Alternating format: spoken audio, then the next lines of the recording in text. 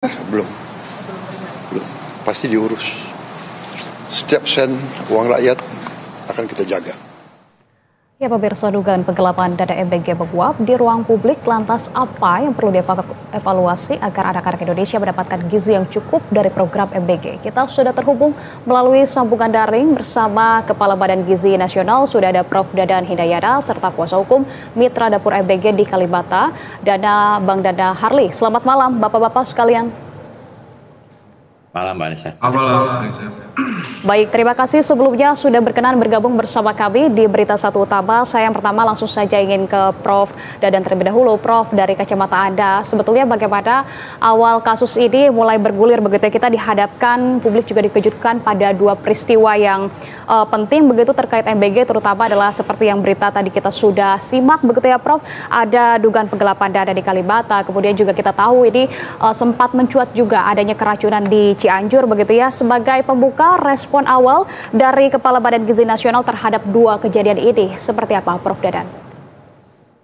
Ya, pertama Mbak Anissa, saya perlu sampaikan bahwa masalah yang terjadi di Kalibata saya ketahui ketika mau ada konferensi pers, kemudian sesaat setelah itu ada konferensi pers, kemudian saya meminta agar kedua pihak itu datang ke Badan Gizi dan kemudian kami pertemukan di ruangan saya dan saya kemudian baru tahu duduk persoalannya ya gitu. Dan kami sudah mendapatkan informasi dari PPK yang melakukan pembayaran terkait dengan program makanan bergizi ini, dan saya sudah mendapatkan laporan bahwa Badan Gizi sudah melakukan tugasnya, melakukan kewajibannya kepada yayasan sebagai mitra Badan Gizi, dan bahkan sebetulnya sudah mengirimkan uang muka yang diberikan untuk 10 hari berikutnya. Jadi perlu diketahui bahwa pola pendanaan reimburse itu kami tuntaskan di bulan April ini, dan mulai saat ini ke depan tidak ada SPPG atau Satuan Pelayanan Pemenuhan Gizi yang jalan dengan tanpa uang muka. Yang kemudian juga tidak ada SPPG yang jalan yang tidak menggunakan virtual account. Virtual account ini adalah rekening bersama yang dibuat oleh Badan Gizi dengan verifikasi dua pihak, yaitu Kepala Satuan Pelayanan Pemenuhan Gizi dan person in charge dari mitra kita. Nah, saya kemudian melihat masalah yang terjadi di Kalibata ini dispute yang terjadi antara yayasan dengan pemilik fasilitas, dan kami tadinya kan menganggap ini satu kesatuan ya, dan kami kemudian baru tahu bahwa di antara mereka itu ada perjanjian khusus yang kalau saya simak perjanjian itu pasti tidak sesuai dengan prosedur yang diberlakukan di makanan bergizi. Seperti diketahui bahwa untuk makanan bergizi ini ada 3 komponen yang disiapkan. Yang pertama adalah komponen bahan baku atau biaya bahan baku yang nilainya bervariasi untuk anak kecil ya, anak balita sampai usia SD kelas 3 itu per porsinya 8.000, kemudian sisanya 10.000 untuk daerah Jawa dan daerah-daerah dengan tingkat kemahalan yang sama. Nah, biaya bahan baku ini akan berubah sesuai dengan tingkat kemahalan daerah. Contoh misalnya seperti Intan Jaya itu bukan 10.000 tapi 60.000 untuk bahan baku. Kemudian yang komponen yang kedua adalah biaya operasional. Biaya operasional ini terkait dengan para relawan yang antara 40 sampai 47 orang. Kemudian biaya listrik, biaya gas, biaya transportasi, dan lain-lain. Dan kedua komponen ini sifatnya at cost. Jadi kalau misalnya melayani 3.000 orang, kemudian per harinya rata-rata 10.000 dikalikan 3.000 kan artinya menerima 30 juta per hari untuk bahan baku. Nah, kemudian kalau per 10 hari artinya 300 juta. Nah, biaya bahan baku itu kemudian dibelanjakan. Nah, kalau dibelanjakan ternyata habisnya 280 juta, maka yang 20 juta bukan keuntungan mitra, tetapi itu biaya yang harus di carry over untuk 10 hari berikutnya. Baik. Dengan Bang Dana Harley terkait dengan program makan bergizi gratis. Selanjutnya saya mungkin akan mendengarkan terlebih dahulu dari kuasa hukum, yakni sudah ada Bang Harley. Bang Harley, mungkin untuk mengawali ini bisa dijelaskan terlebih dahulu secara singkat, Bang Harley, bagaimana kemudian kronologi dari sisi klien Anda begitu ya, hingga kemudian muncul dugaan penggelapan dana oleh pihak yayasan. Sebetulnya seperti apa, Bang Harley? Ya, terima kasih.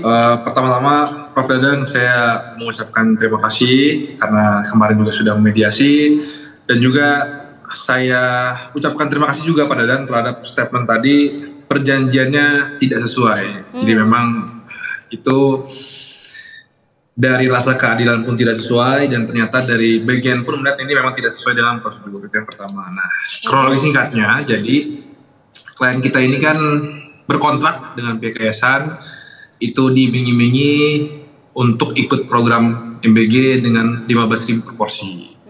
Kita sudah melakukan 2 tahap, sudah 19 hari kita lakukan dengan dana pribadi.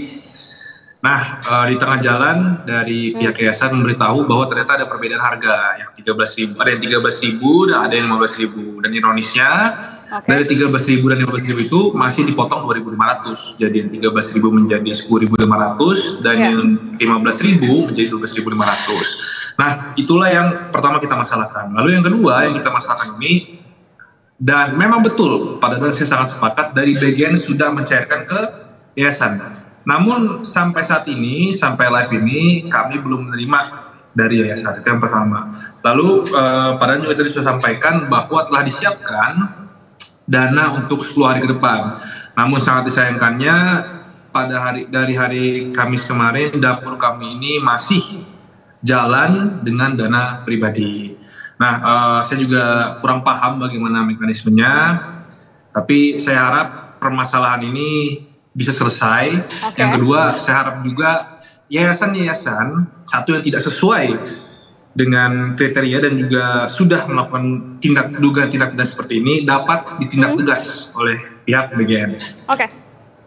Oke. Nah, Pak Prof. Dadan, ini menanggapi tadi pernyataan dari Bang Harley begitu ya, sampai dengan saat ini belum ada juga begitu dana yang masuk begitu sampai dengan saat ini, bahkan dapur juga dibilang masih ngebul namun dengan dana pribadi. Sebetulnya untuk transparansi, Prof, ini BGN menggunakan sistem pendanaannya terpusat atau didistribusikan dananya secara bertahap begitu ke mitra yayasan, dan apakah setiap yayasan kemudian seharusnya ini wajib melaporkan dana secara real time kepada BGN atau sebetulnya seperti apa? Ini kan kita juga belum transparan juga ya, sehingga memang dari pihak mitra saja sampai dengan saat ini belum ada gitu dananya. Ya, begini, untuk tahap awal dari Januari sampai April itu kan pola pendanaannya reimburse ya. Jadi apa yang ditagihkan oleh yayasan itu yang dibayar oleh Badan Gizi melalui transfer dari KPPN langsung ke rekening yayasan. Dan itu pun sebetulnya dari awal sudah dibuat juknis bahwa uang itu hanya boleh dicairkan kalau diverifikasi oleh dua belah pihak, ya, baik oleh KSPPG maupun oleh pihak yayasan. Nah, mulai dari bulan April ini tidak lagi kita gunakan rekening yayasan, tapi kita gunakan virtual account. Nah, virtual account itu dibuat oleh Badan Gizi untuk masing SPPG dan diverifikasi oleh dua pihak. Jadi kemudian pendanaan pun kita berikan 10 hari di depan, bukan lagi reimburse. Nah, untuk yang tahap reimburse itu memang kami menyadari kenapa kami ngotot ya. Kemudian kami kan harus membuat perjuangan juga sampai virtual account digunakan, uang muka digunakan, karena kami menyadari ketika uang itu yang digunakan di awal-awal ditalangi oleh mitra, Badan Gizi seringkali tidak bisa berbuat terlalu banyak karena toh yang mengeluarkan uang duluan adalah mitra. Nah, oleh sebab itu mekanisme seperti itu kami stop sampai Lebaran kemarin, dan kemudian kami ingin suveren, ingin mengontrol dana lebih baik, maka kita terapkan virtual account dan juga uang muka di depan. Jadi dari mulai April ke depan ini tidak ada lagi yang bisa yayasan semena-mena karena virtual account sudah digunakan dan kami bisa lacak uang itu digunakan untuk apa saja. Nah, untuk yang sudah terjadi di mana kami harus reimburse uang yang sudah digunakan oleh mitra, kami akan turunkan tim audit untuk melihat bagaimana penggunaan uang itu. Nah, sangat ditekankan sekali begitu ya oleh Presiden Prabowo Subianto bahwa jika memang ada 1 sen pun begitu uang rakyat yang kemudian entah tidak diketahui bagaimana alirannya, begitu ini akan tetap dikawal. Lantas sebetulnya seperti apa upaya yang tengah dilakukan oleh BGN sendiri untuk mengusut kasus ini? Apakah jika terbukti yayasan ini juga menyalahgunakan dana, ini BGN siap tidak memberikan sanksi, Prof. Dadan, atau memutuskan kerjasama juga? Nanti sikapnya tegasnya akan seperti apa? Tentu saja kalau ada penyalahan penggunaan uang itu kan ranahnya udah ranah hukum.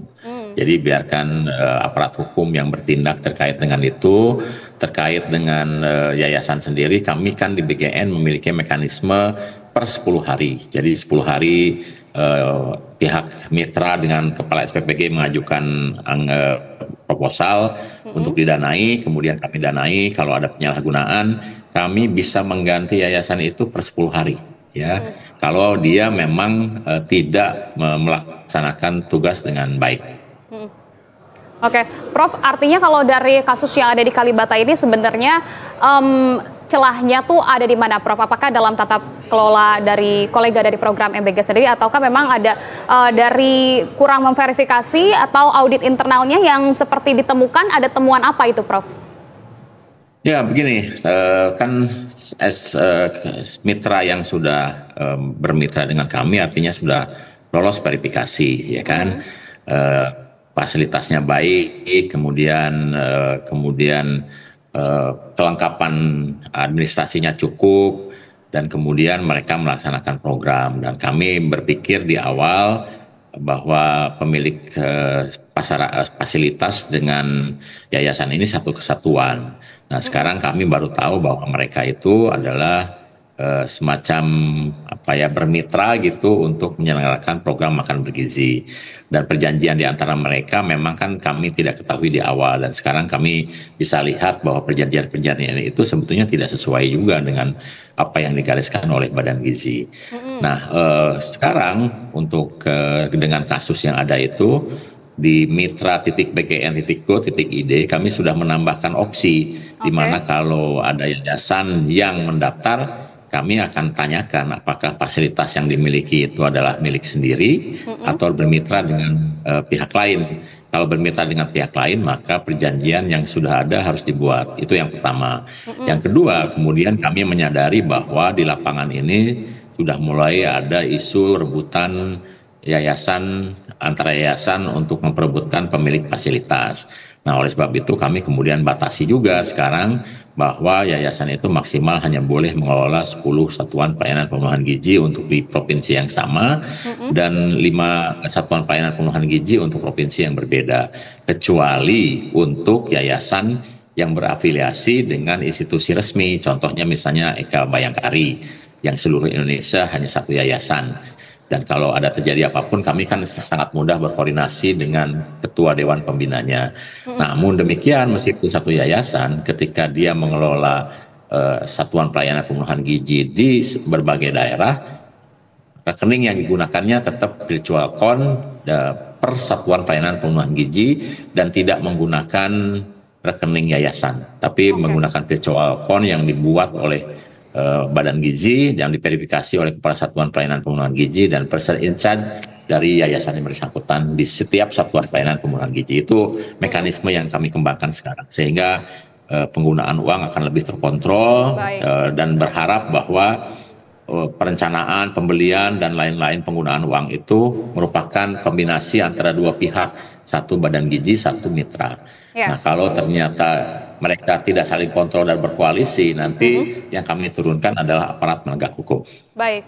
Oke, baik. Artinya proses seleksi dari yayasan ini juga akan kemudian diperketat ya. Saya ingin ke Bang Harli. Bang Harli, kalau menyambut dari pernyataan Prof. Dadan begitu, kalau dari temuan kuasa hukum sendiri seperti apa? Ada indikasi pelanggaran hukum yang lebih luas seperti mungkin ada pemalsuan laporan atau penggunaan dan penggelapan dana berulang kali begitu di dapur, atau seperti apa sebetulnya temuannya dari kuasa hukum? Ya, jadi pertama temuan kita ini pertama sudah jelas bahwa terdapat dugaan penipuan. Karena di awal itu kita dijanjikan, kita diiming-imingi dengan niat 15.000 per porsi supaya kita mau bergabung. Itu yang pertama. Lalu masalah penggelapan ini masih digali lebih lanjut oleh pihak kepolisian karena sampai saat ini dana yang transfer dari bagian ke yayasan itu kita tidak tahu ada di mana sekarang. Apakah sudah dipakai, apakah masih ada di sana atau bagaimana. Nah, namun ini juga mungkin supaya menjadi terang benderang, saya ingin bertanya juga kepada Prof. Dadan.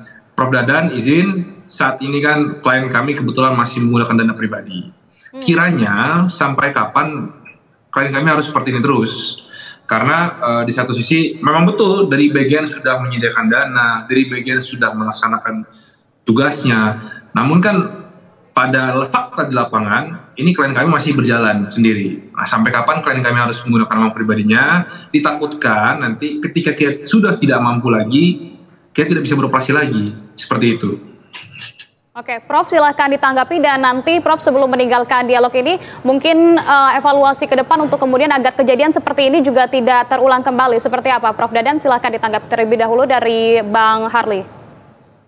Ya, uang bagian gizi nasional kan sudah dikirim ke yayasan ya, dan mitra Anda tuh kan sudah melakukan perjanjian bersama di luar pengetahuan Badan Gizi. Jadi harusnya diselesaikan antara dua pihak yang berkonflik karena toh uangnya sudah ada. Dan saya dengar uang itu juga masih ada di yayasan. Bahkan uang muka yang sudah dikirim untuk 10 hari ke depan juga masih ada dari rekening virtual account. Jadi masih bisa digunakan. Jadi uang itu sebenarnya ada, ini hanya masalah tinggal menyelesaikan kesepakatan antara dua pihak, dan Badan Gizi akan terus mengawal ini dan memediasi agar masalah selesai dan program makanan bergizi gratis di Kalibata tidak terganggu. Oke, baik. Kalau begitu Badan Gizi Nasional memastikan hal ini tetap akan dilakukan dalam pengawasan Badan Gizi Nasional, begitu ya. Prof Dadan, terima kasih kalau begitu atas waktu dan juga kesempatannya di Berita Satu Utama. Silakan jika ada kegiatan selanjutnya, dan kami akan melanjutkan perbincangan bersama dengan Bang Harley. Bang Harley, atas pernyataan Prof tadi, sepertinya Badan Gizi Nasional memang tidak bisa secara langsung untuk kemudian mengembalikan dana yang memang sudah ditalangi oleh mitra sendiri, begitu ya. Bagaimana respon Anda? Respon juga sebenarnya begini ya, ini campur aduk lah. Saya tentu merasa bingung dan kecewa juga, karena sekarang ini posisinya bisa dikatakan klien saya ini berjuang sendiri untuk melanjutkan program Bapak Presiden. Jadi dari hari Kamis sampai Rabu saat ini kita menggunakan dana pribadi. Bayangkan seorang Ibu Ira yang lansia masih mampu mendukung program Bapak Prabowo dengan menjalankan kewajibannya sebagai mitra dapur walau tanpa bantuan. Dalam artian masih menggunakan dana pribadi. Ini perlu saya sampaikan, saya juga turut prihatin dengan klien saya karena informasi yang saya terima, klien saya ini sudah mulai menggadai dan menjual harta pribadi demi keberlangsungannya dapur MBG Kalibata. Begitu, jadi perasaannya saya agak bingung dan kecewa. Gitu kurang lebih. Meskipun memang ini di luar sepengetahuan dari Badan Bergizi MBG, begitu ya. Lantas bagaimana kemudian Anda menanggapi ini? Karena memang ini tidak ada dalam prosedur tersebut, Mas Harley. Ya, jadi kalau memang tidak ada prosedur, maka satu-satunya langkah yang akan kami lakukan adalah melalui langkah hukum. Langkah hukum yang akan ditempuh adalah langkah hukum gugatan perdata yang saat ini akan segera dilayangkan ke pengadilan. Untuk laporan polisi pidana kan sudah berjalan, dan saya tekankan lagi, dan saya akan selalu tekankan dimanapun di ruang publik, saya mohon dari pihak Polres Jakarta Selatan harus profesional dan tidak boleh ada intervensi dari manapun. Gitu. Tentu proses hukum di Polres Jakarta Selatan sejauh ini sudah sampai mana? Apa kemudian tanggapan dan juga kemudian lanjutan dari Polres Jakarta Selatan? Ya, sampai saat ini dari Polres telah memeriksa saksi pelapor sebanyak 6 orang. Minggu depan terlapor akan dipanggil untuk dimintai keterangan. Begitu. Ya, tapi kalau Bang Harli sendiri melihatnya apakah mekanisme dari proses hukum yang dilakukan di Polres Jakarta Selatan ini memang sudah sesuai dengan prosedur dan tidak ada intervensi? Karena tadi sempat menekankan juga jangan sampai ada intervensi dari manapun begitu. Apa sebenarnya yang Anda khawatirkan, Bang Harli? Ya, jadi seperti ini. Kalau sampai saat ini Polres Jakarta Selatan telah masih profesional, masih sangat baik menangani perkara, namun ditakutkan ada intervensi. Kenapa saya menekankan seperti itu? Mengingat ini perkara yang satu Indonesia sudah tahu, yang viral di mana-mana, yayasan ini masih tidak bergeming. Masih bisa menahan uang Ibu Ira, dan masih bisa dia tidak mau mencairkan. Padahal sudah dikatakan tadi, sudah ada 2 tahap dicairkan, sudah ada pula dana bantuan, tapi masih berani untuk tidak menyalurkan. Padahal ini kan tanggung jawab pertama dari BGN ke yayasan. Sebenarnya yayasan harus bertanggung jawab. Namun Ibu Ira dengan keterbatasan saat ini sampai tertati-tati masih menjalankan program Bapak Prabowo Subianto dengan dana pribadi. Ini kan suatu hal yang luar biasa menurut saya, bagaimana ketekunan seorang Ibu Ira yang bisa tetap berjalan demi program pemerintah sendiri walaupun dizolimi oleh banyak pihak. Begitu saya rasa. Oke, sebenarnya cukup disayangkan juga. Tapi Bang Harli, bukankah sudah dilakukan juga proses mediasi antara mitra dan juga yayasan begitu? Apa kemudian hasil dari mediasi tersebut? Apakah menurut Anda dari proses mediasi tersebut juga belum menyentuh titik tengahnya, belum mendapatkan suatu garis besarnya begitu atau seperti apa, Bang Harli? Ya, mediasi yang disampaikan dan dilakukan di BGN itu satu saya rasa sudah baik. Namun ini kembali lagi karena pada dasarnya yayasan yang tidak mau memberikan uangnya. Jadi pada dasarnya itu sudah memberikan fasilitas yang sangat bagus, sudah memberikan jalan keluar di mana nanti akan diganti mitra. Cuma kan sekarang permasalahannya ini 10 hari ke depannya itu kita masih pakai uang pribadi. Uang pribadinya ini jujur terbatas. Ibu Ira sudah sampai jual aset, sampai menjaminkan aset pribadi, bayangkan. Itulah yang membuat saya masih bertanya-tanya. Dan tadi kan sudah dijelaskan tadi Pak Dadan, BGN ini sudah menunaikan kewajiban. Betul, saya sepakat sudah menunaikan kewajiban. Namun perlu digarisbawahi, jika klien saya tidak mampu lagi untuk membiayai makam bergizi gratis dengan dana pribadi, programnya akan berhenti. Nah, itu bagaimana nanti? Ini untungnya saja Ibu Ira masih punya jiwa, masih punya rasa untuk bisa membantu program Bapak Prabowo Subianto gitu. Ya, meskipun sebetulnya Presiden Prabowo Subianto sudah sangat tegas sekali bahwa seberapapun persennya begitu dari nominal uang rakyat ini memang harus diusut. Artinya ini sudah mendapat atensi juga dari Presiden Prabowo Subianto. Nah, karena hal ini juga sangat berdampak langsung begitu ya kepada klien Anda seperti yang Anda sampaikan, bahkan sampai dengan 10 hari ke depan ini masih akan didanai oleh dana pribadi. Nah, jika memang dana tersebut tidak bisa dikembalikan untuk kemudian memang tidak ada dana lagi untuk melakukan operasional dari dapur MBG begitu, bagaimana? Apakah kemudian ini akan di stop atau seperti apa? Ya, kalau di stop ini sepertinya kita belum tahu seperti apa. Namun untuk dana yang telah dibelikan oleh BGN ke yayasan itu akan nantinya kami permasalahkan di ranah hukum. Satu, itu masalah penipuan dengan yayasan juga kami sudah jalan. Nanti hak kami, karena memang dari bagian tidak bisa memberikan lagi, ataupun dari pemerintah tidak bisa memberikan lagi, maka kami akan menggunakan hak perdata kami, yaitu dengan gugatan. Gitu.